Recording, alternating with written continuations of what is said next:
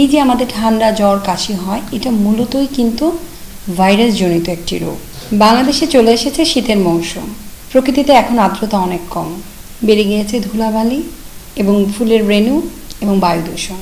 সুতরাং এই তিনটি মিলেই কিন্তু আমরা প্রচুর পাচ্ছি ঠান্ডা, জ্বর, কাশি, শ্বাসকষ্টের রোগী। অনেকেই আমাদের কাছে প্রশ্ন করেন, শীতের সময় কেন ঠান্ডা, জ্বর, কাশি বেড়ে যায়? মূলত প্রকৃতির কারণেই বেড়ে যায়। সুতরাং এই সময় আসলে আমাদের সকলের উচিত একটু বাড়তি সচেতন হওয়া, সতর্কতা অবলম্বন করা।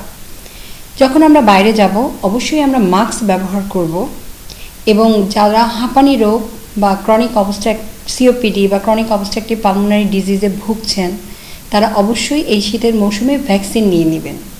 নিউমোনিয়ার এগেনস্টে ভ্যাকসিন, ইনফ্লুয়েঞ্জার এগেনস্টে ভ্যাকসিন। তাহলে তাদের ঠান্ডা, জ্বর, কাশি হওয়ার প্রবণতা অনেকটাই কমে যাবে। এছাড়া সবাই জানতে হবে, এই যে আমাদের ঠান্ডা, জ্বর, কাশি হয়, এটা মূলতই কিন্তু ভাইরাস জনিত একটি রোগ। ইনফ্লুয়েঞ্জা, প্যারা ইনফ্লুয়েঞ্জা দিয়ে হয়ে থাকে।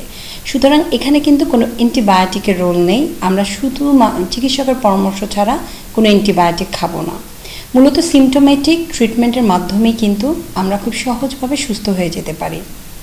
যখন ঠান্ডা, জ্বর, কাশি হবে, তখন আমরা মূলত অ্যান্টিহিস্টামিন ব্যবহার করব। যদি গায়ে জ্বর থাকে তাহলে প্যারাসিটামল ব্যবহার করব। আর গরম পানি লবণ দিয়ে গার্গেল করব, একটু গরম পোশাক পরিধান করব এবং বেড রেস্টে নেব এবং পর্যাপ্ত পরিমাণে সুষম খাবার খাবো। যদি সম্ভব হয় আমরা একটু ভিটামিন ডি বা রোদে যাব। রোদে গেলে আমাদের ভিটামিন ডি এর ঘাটতিটা অবশ্যই পূরণ হবে। তারপরও দেখা যায় অনেক ক্ষেত্রে কিন্তু এই ঠান্ডা, জ্বর, কাশি থেকে অনেক সময় গুরুতর রোগ হয়ে যেতে পারে, যেমন আমরা বলে থাকি নিউমোনিয়া। এই শীতের মৌসুমে কিন্তু নিউমোনিয়ার পরিমাণটা বেড়ে যায়, রোগীর সংখ্যা বেড়ে যায়, বিশেষ করে যারা বৃদ্ধ বয়সে রয়েছে এবং বাচ্চাদের ক্ষেত্রে।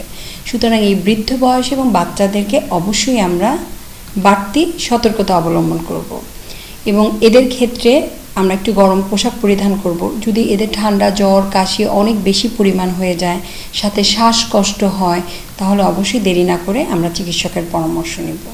সুস্থ থাকবেন, ভালো থাকবেন।